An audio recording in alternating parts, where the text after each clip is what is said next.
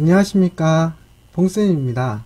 자, 오늘 엑셀 기본기 3탄 내용을 가지고 수업을 해보도록 하겠습니다. 구독이랑 좋아요 버튼 눌러주시면 너무너무 고마울 것 같아요. 자, 그러면 봉쌤 엑셀 기본기 3탄 시작해 보겠습니다. 출발!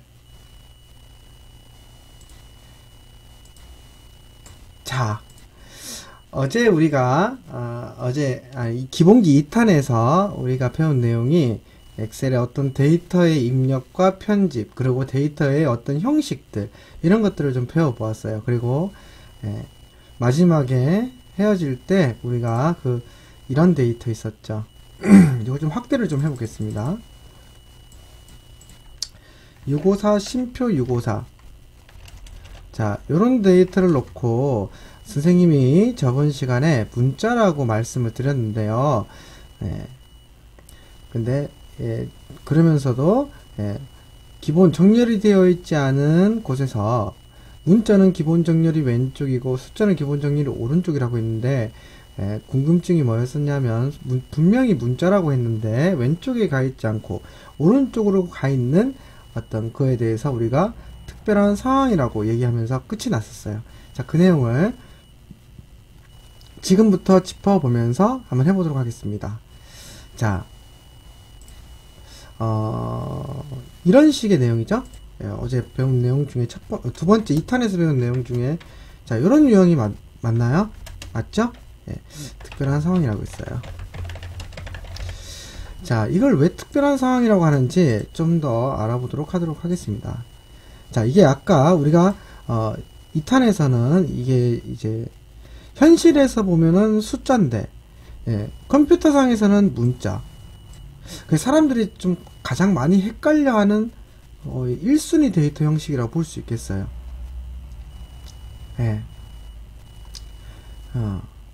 그러면 이거에 대해서 더 자세히 얘기를 좀 해보면, 자, 우리가 첫 시간 엑셀 기본기 1탄의 첫 시간에서 엑셀이라는 프로그램은 어떠한 프로그램이라고 소개를 했었죠? 볼까요? 계산적인 문서 작성을 도와주는 프로그램이라고 얘기를 했었어요. 그럼 계산적인 문서라고 하면 가계부 이런 거죠. 그러면 엑셀에 어떤 기능이 있길래 그렇게 계산을 잘하는지 한번 제가 여러분을 대신해서 엑셀한테 물어보겠습니다. 야, 너는 어떤 기능이 있길래 그렇게 계산을 잘하냐? 그럼 엑셀이 하는 말이, 나는 이 모든 칸들이, 자, 모든 셀들이 전부 계산기야. 그렇게 말하는 거죠. 그러니까 이 셀이라고도 읽지만 엄연히 따지면 이게 한 개의 계산기라고 볼 수 있는 거죠. 그럼 셀이 몇 개 있냐? 컨트롤 누르고 밑으로 방향키 눌러서 내려가 보면 10, 100, 1000만, 10만, 100만. 자, 한 개의 열에만 100만 개 이상의 셀이 있다는 거 우리가 확인할 수 있어요. 다시 말하면 100만 개 이상의 셀이 있다는 건 100만 개 이상의 계산기가 있다는 거죠. 그리고 첫 시간에 시트를 우리가 최대 몇 개까지 추가할 수 있다고 했죠? 255개까지 추가할 수 있다고 했죠. 다시 말하면 한 개의 시트에 100만 개 이상의 계산기가 있고 그걸 255개의 시트를 추가할 수 있다는 건 그럼 최소 100만 개라고 잡고 100만 곱하기 255는 너무 많아요. 다시 말하면 엑셀을 켜는 순간 계산 나라에 들어와 있는 거랑 똑같은 개념이 되는 거죠. 그래서 엑셀의 가장 큰 장점이라고 한다면 언제 어디서나 어떻게든 계산을 할 수 있다. 이게 엑셀의 가장 큰 장점이라고 볼 수 있죠. 네. 자, 어떤 누군가가 나에게 바보가 왔어요. 바보가 나한테 와서 봉쌤아, 응? 너 3 더하기 4가 뭐야? 그랬어요. 그래서 저한테 물어봤다. 근데 우리가 이제 아는 것도 갑자기 들었을 때 잘 모를 때가 있죠. 그러니까 아는 것도 막 갑자기 대답을 못하거나, 제가 갑자기 3 더하기 4가 계산이 안 돼요. 그런 상황이 왔어요. 예를 들어서. 그러면 우리가 이제 계산이 안 될 때는 계산기를 사용하죠. 우리 선생님이 계산기라고 했지 이게. 그러면 나한테 물어보자. 3 더하기 4. 자, 이러고 엔터를 치면, 자, 이거는 문자죠. 그렇죠? 그래서 우리가 지금 단순히 데이터 입력을 하려고 하는 것이 아니라 계산을 하려고 하는 거잖아요. 그쵸? 엑셀에서는 자, 계산을 할 때 셀에서 반드시 는으로 시작해야 된다. 는, 이꼴, 는. 이거는 이제 초심자들은 완전히 잘 기억하고 있어야 되는 내용이에요. 그래서 얘가 그러니까 이해를 못한 거죠. 그래서 우리가 계산을 할 때는 는을 딱 쓰는 순간 엑셀이 우리 주인님이 나한테 뭔가 물어보려고 하는 거구나, 이렇게 이해를 시키는 거죠. 그래 놓고 이제 3-4라고 이제 물어봐야지 이거에 따르는 결과의 값인 7을 출력해 주는 거예요. 어떻게 셀을 계산기로 활용하는 방법에 대해서 잘 아시겠습니까? 네. 근데 이 7은 내가 썼어요? 아니면 엑셀이 썼어요? 엑셀이 썼죠? 그럼 저는 이 칸에다가 뭘 썼죠? 네. 는 3-4를 썼죠. 네. 내가 쓴 건 바로 여기 어디죠? 수식 입력줄이라는 곳에 들어 있습니다. 자, 이렇게 해서 선생님의 이 이야기의 가장 핵심 포인트는 뭐냐면 엑셀은 겉으로 보이는 셀값, 이게 다가 아니라 수식 입력줄에 보이는 값, 이렇게 다를 수가 있다는 거죠. 자, 우리 첫 시간에 설명하지 못했던 수식 입력줄의 역할은 누가 입력한 게 들어가 있죠? 예, 바로 제가 입력한 게 들어가 있죠. 그래서 수식 입력줄의 역할은 내가 입력한 값을 보여주는 겁니다. 자,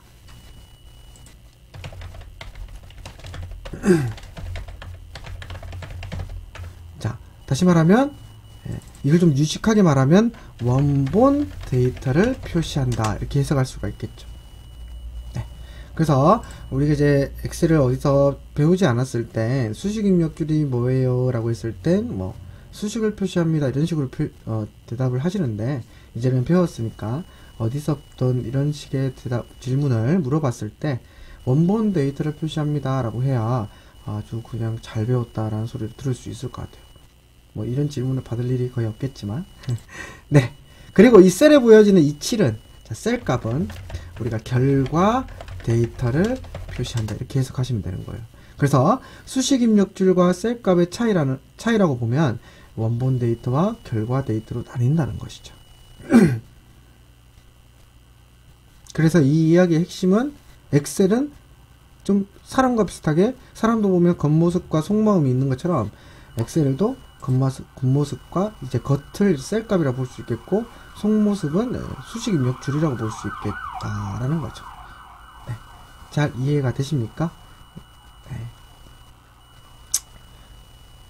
그래서 결론은 원본과 결과가 다를 수도 있고 같을 수도 있다, 이렇게 해석하시면 되겠어요. 그리고 7을 쓰면은 원본과 결과가 같죠. 이런 식으로 지금 겉으로만 봤을 때는 둘 다 7이지만 얘는 7이 아닌 는 3-4가 실제 데이터고 얘는 7이 실제 데이터라는 거죠.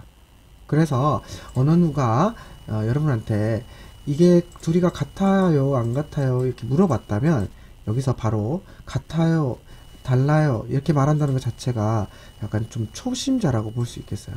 그래서 엑셀 고수가 되면은 여기 그런 질문을 받았을 때 잠깐만요, 이런 식으로 대답하는 거죠. 여러분이 좀 웃을 수도 있겠지만 실제로는 셀값만 보고 모든 걸 판단하면 초심자라는 거예요. 언제든지 두 개의 데이터를 비교할 땐 수식 입력줄과 셀값, 다시 말하면 원본과 결과를 비교해 가면서 대답해야지 제대로 이제 잘 알고 있는 사람이라는 거죠. 네. 여기까지 이야기 잘 이해되셨죠? 자,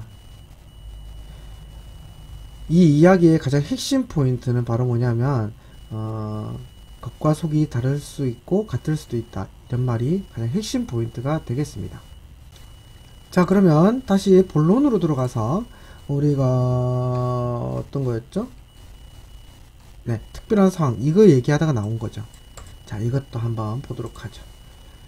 자, 여기 보시면 겉에는 이렇게 쉼표가 보이지만 실제 원본 데이터에는 쉼표가 보이지 않는 걸 확인할 수 있어요. 다시 말하면 원본 데이터에는 쉼표가 없다. 다시 말하면 숫자만 존재한다. 그렇다는 거는 숫자 데이터라고 볼 수 있겠죠.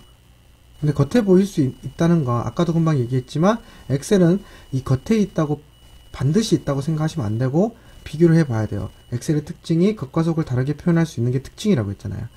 그래서 쉼표가 왜 빠졌는지까지는 모르겠지만 실제로 입력이 된 상태를 보면 쉼표가 없다. 그래서 실제 데이터는 숫자이기 때문에 오른쪽 가 있는 겁니다.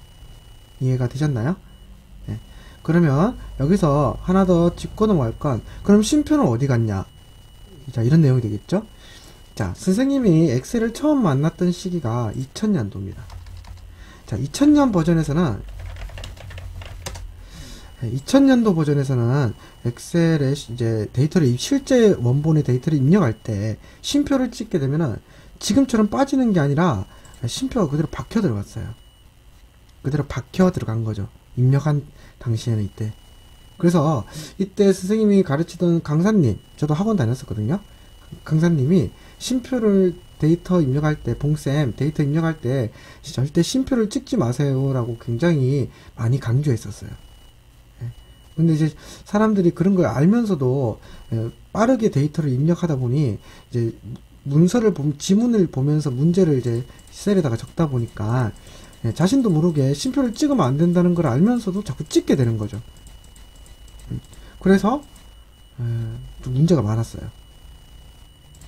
그래서 2002 버전 때 업데이트가 된 거예요. 어떤 기능이 자릿수에 맞게 쉼표를 찍는 모든 사용자들은 숫자를 입력하려고 하는 거다 라고 이제 MS사에서 생각하고 자릿수에 맞게 쉼표를 찍으면 자동으로 쉼표를 빼주는 기능을 넣어 놓은 거죠.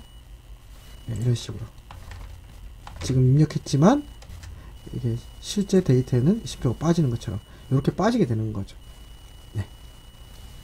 그래서 이때부터는 선생님도 어디 가서 쉼표 입력하지 마세요, 입력할 때 이런 말 하지 않았어요. 네. 그게 이제 빠지게 된 이유입니다. 네. 자, 그러면 이러한 것들을 뭐라고 하냐? 자, 안에는 없죠. 근데 밖에는 보이죠. 이러한 기능을 엑셀에서는 표시 형식 기능이라고 합니다. 다시 말하면 자릿수에 맞게 쉼표를 찍으면 자동으로 표시 형식이 지정이 되는 것이죠. 네. 자, 그러면 특별한 상황이라는 것에 대해서 잘 이해가 되셨나요? 선생님이 이야기 주변에 없어서 좀 잘 이해가 됐는지 모르겠네요. 자, 그러면 여기까지 얘기를 이제 해드리고, 오늘의 가장 시작이 좀 늦네요. 그쵸? 자동 채우기에 대해서 좀 설명을 해보겠습니다. 자, 엑셀엔 자동 채우기라는 기능이 있는데, 아주 엑셀의 주요 핵심 기술 중에 하나입니다. 셀의 값을 규칙에 의한 복사하는 기능이다. 이렇게 지금 선생님 정의를 해놨죠. 자, 일단 그러면 자동 채우기라는 기능을 사용하는 방법부터 한번 익혀보도록 하겠어요. 네. 자, 아무 셀이나 제가 1을 입력을 했어요. 자, 그리고 1이 입력된 셀에 셀 포인트를 가져다 놓고, 이 오른쪽 하단에 보면 이 점탱이가 있죠. 검은 점. 네. 이 점과 지금 마우스 포인트가 약간 통통하죠. 십자가가, 흰 십자가. 자, 이게 내 점탱이랑 만나게 하면 이렇게 검정색 십자가가 만들어져요. 자, 이럴 때 나오는 이 검정색 십자가를 마우스 포인트라고 합니다. 아니, 자동 채우기 핸들이라고 합니다. 아이고, 자꾸 헷갈리네요. 그쵸? 자동 채우기 핸들이라고 지칭을 해요. 그리고 여기서 이제 정확하게 교착을 시켜야 되는데, 살짝 어긋나 버리면 이렇게 지금 사방으로 펼쳐져 있는 화살표 모양 있죠. 자, 요거는 자동 채우기 핸들이 아닙니다. 요거는 이동하는, 이 상태에서 잡아 당겨 버리면 이동이 돼 버려요. 이렇게. 자, 되돌리기. 그래서 잘 조심히 정확하게 교착해 가지고 교차시켜서 해야 됩니다. 자, 일단 여기죠. 여기다가 자동 채우기라는 기능을 사용할 때는 자동 채우기 핸들을 만들어 놓은 다음에 이렇게 밑으로 잡아 당기면 돼요. 그러면 선택한 셀의 값을 빠르게 복사할 수 있는 거죠. 사용 방법 잘 아시겠죠? 그럼 선생님이 지금 해석한 게 셀의 값을 복사하는 기능이다. 자, 여기까지 해석이 된 거예요. 자, 그러면 규칙에 의한 요 말을 해석해야 되는데, 자, 되돌리기. 선생님이 여기에 마우스 포인트를 갖다 놨죠. 그럼 어떤 규칙이 일어났냐? 자동차 위에 핸들을 하기 위해서 여기를 클릭하는 순간 컴퓨터는 클릭하는 순간 찰나에 이 한 칸에서 어떠한 일이 일어났는지를 파악해요. 근데 1만 있죠. 그래서 아무런 일도 규칙이 일어나지 않았기 때문에 1만 복사가 된 거예요. 그런데 되돌리기. 선생님이 여기다가 2를 쓰고 두 개의 셀을 블록을 잡았어요. 그럼 이 두 셀에서 자동차 위에 핸들을 만들면 이 두 셀에서 일어난 이벤트적인 면을 찾는 거예요. 그럼 1과 2 사이에 뭐가 일어났죠? 1이 증가했죠. 그러면 얘가 나도 1씩 증가해야겠다 이렇게 판단하는 거예요. 그러면 1씩 증가하는 복사를 할 수 있는 거죠. 자, 여기다가 3을 적었다. 그럼 우리 이번엔 2가 증가했네? 그럼 나도 2씩 증가해야지. 이런 약간 생각 같지 않은 생각을 하면서 복사를 하는 아주 특별한 복사 기능이 되겠죠. 그래서 사람이 내리는 규칙 또는 이게 지금 숫자에 따르는 규칙성이었습니다. 자, 문자에 따르는 규칙성은 예를 들어 하하. 자, 한 칸에서는 어떤 이벤트적인 일이 일어날 수 없어요. 그래서 그냥 하하만 복사를 했죠. 근데 하하 1을 했어요. 그러면 한 칸에서는 이벤트가 일어날 수 없다고 했죠. 해프닝 같은 게. 근데 이제 증가를 합니다. 증가를 하죠. 이거는 왜 그런 거냐면 우리가 내리는 규칙이라기보다는 엑셀이 갖고 있는 기본적인 규칙 이런 게 있어요. 문자 플러스 숫자 혹은 숫자 플러스 문자 이런 복합 형식의 문자 글자 데이터에서 자동 채우기를 하면 맨 마지막 숫자 부분이 1씩 증가되어라 라는 규칙성을 기본적으로 얘가 갖고 있어요. 그래서 아무런 규칙이 일어나지 않았어도 숫자가 1씩 증가하는 겁니다. 이게 원인이에요. 그럼 이런 규칙성을 왜 만들어 놓았냐? 이거는 우리가 나중에 이제 함수 같은 거 배울 때 또 긴 연산식 작성하다 보면은 풀리지 않는 문제들이 있어요. 이제 근데 뒤에 가보면 이 똑같은 규칙이 아니지만 유사성의 규칙이 뒤에 가면 또 나와요. 그런데 그 규칙성으로 인해 그 풀리지 않는 문제들이 풀립니다. 그래서 우리 엑셀을 만든 빌 게이츠라는 분이 미리 심어놓은 규칙 중 하나예요. 그런 문제들을 해결하기 위해서. 그래서 아마 함수 시간에 저랑 계속 수업을 듣게 되시면 이게 왜 이런 규칙성이 나왔는지에 대해서는 뒤에 가면 좀 알게 되실 것 같습니다. 그때 가서 짚어보도록 해요. 그러면 지금 우리가 함수도 안 배웠고 계산식 해봐야 는 3 더하기 4 이런 거밖에 안 해봤어요. 단순히 데이터 입력만 배웠고 이랬는데 이걸 잘만 이용하면 데이터 입력을 편하게 할 수 있습니다. 자, 예를 들어서 제가 막 2010년부터 2015년까지 써야 돼. 그러면 또 쓰고 하는 게 아니라 복합 형식이니까 채우면 금방 입력할 수 있다는 거죠. 근데 우리 엑셀 초심자들을 보면 실무도 가보면 몰라서 이제 못 쓰는 사람들이 좀 많아요. 보시는 여러분들이야 안 그렇게라고 생각할 수 있겠지만 실제로 아직도 엑셀을 잘 모르시는 분들이 굉장히 많다는 거죠. 선생님이 이제 저녁에 수업을 그분들을 데리고 수업을 하니까. 네. 그래서 이제 이렇게 알려주면 역시 이러는 거죠. 네. 여기서 2010년 1월 이랬을 때 다음에 채워질 값은 뭐죠?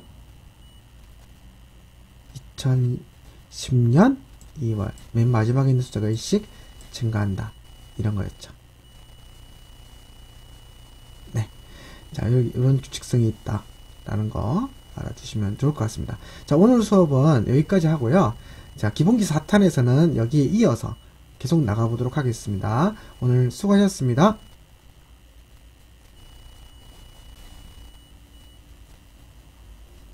다음 시간에 또 봐요.